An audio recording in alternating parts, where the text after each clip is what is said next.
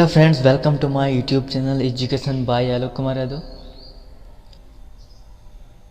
आज के हम इस टॉपिक में सिंथेसिस ऑफ सेंटेंस के by using adjective clause making complex sentence को पढ़ेंगे। देन आज का जो हमारा टॉपिक होगा एडजेक्टिव क्लॉज का प्रयोग करके कॉम्प्लेक्स बनाएंगे। देन आज हम बाय यूजिंग एडजेक्टिव क्लॉज का प्रयोग करके कॉम्प्लेक्स बनाएंगे। हमने अपने प्रीवियस वीडियो में नाउन क्लॉज का प्रयोग करके कॉम्प्लेक्स बनाया था और इसमें एडजेक्टिव क्लॉज का प्रयोग करके कॉम्प्लेक्स बनाएंगे।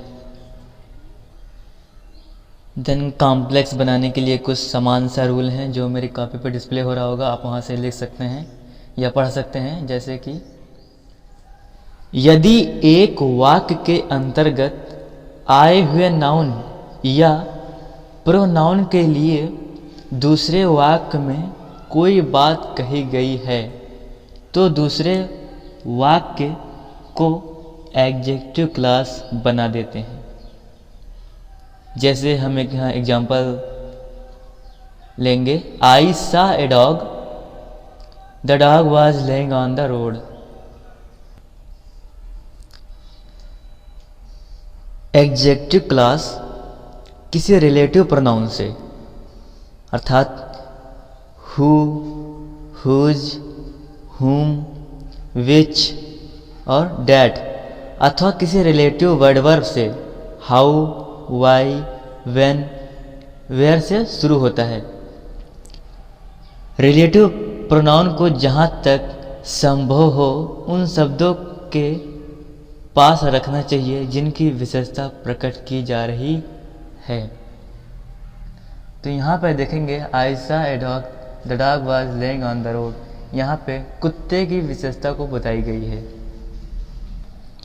अर्थात पहले वाक्य में डॉग की बात हुई है और दूसरे वाक्य में भी डॉग की ही बात हो रही है, जो कहाँ पर लेटा है, रोड पर।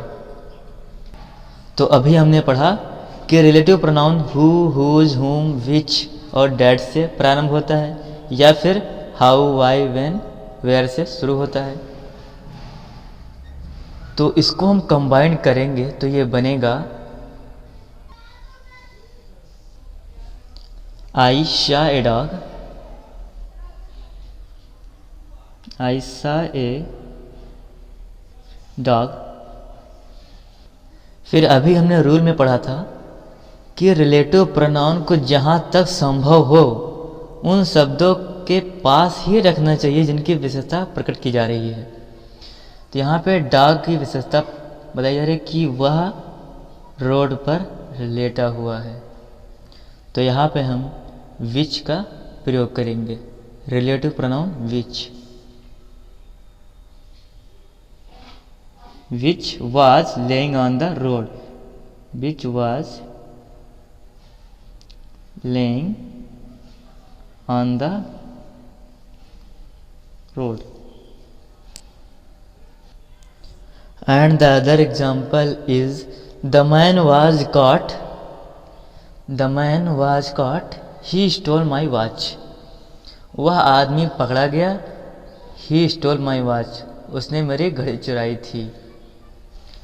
तो यदि इसको हम कंबाइन करेंगे, यदि हिंदी में हम कंबाइन करें तो ये बनेगा वह आदमी जिसने मेरी घड़ी चुराई थी वह पकड़ा गया। The man who stole my watch was cot. तो इसको हम कंबाइन करेंगे, the man who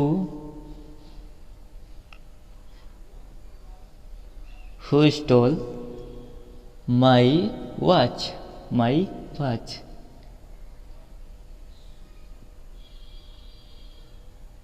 my watch was caught.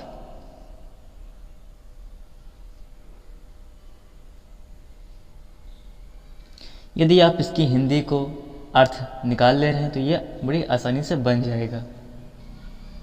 Then यहाँ फाइनली क्या बना, the man who stole my watch was cot. तो यहाँ हम देखेंगे कि यहाँ पे विच लगा हुआ है और यहाँ पे हु लगा हुआ है। तो यहाँ हम ध्यान देंगे कि यदि मनुष्य की बात की जा रही है, मैन हो या फिर जो भी मनुष्य हो, तो यहाँ उसके लिए हम हु का प्रयोग करते हैं, बाकी सभी चीज़ों के लिए विच प्रयोग करते हैं। और जैसे जैसे आएगा हम भाव के अनुसार रिलेटिव प्रोनाउन को प्रयोग करेंगे। जैसे अगला example, this is the school I was taught here in my boyhood. This is the school, यह वह स्कूल है, आई was taught here in my boyhood, जब मैं छोटा था तो इसमें पढ़ा था।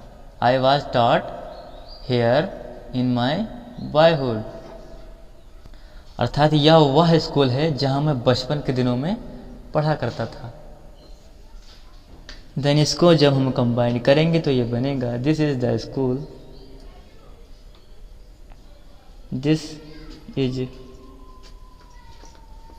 The school. अब यहाँ भाव के अनुसार वेयर का प्रयोग करेंगे। This is the school where, okay, where I was taught in my boyhood, where I was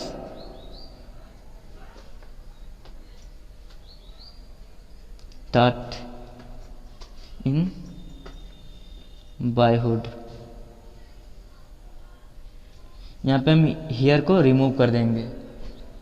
then इसी प्रकार से हम रिलेटिव प्रोनाउन का प्रयोग करके वाक्य को बना सकते हैं। सो आशा करता हूँ कि आपको ये वीडियो समझ आया होगा। So thank you for watching this video.